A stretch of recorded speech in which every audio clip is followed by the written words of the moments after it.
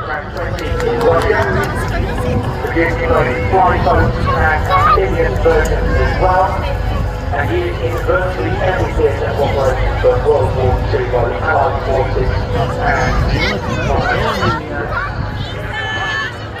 Oh, it's gonna fly by here.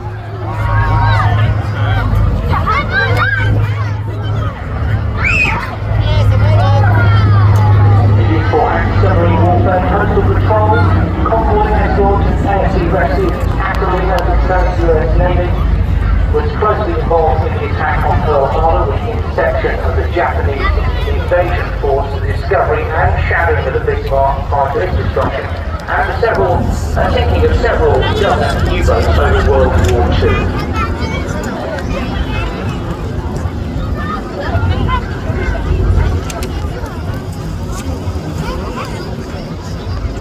At this time, the crew of plane 224 historical sailed towards its coastal command crew after the war surface catilina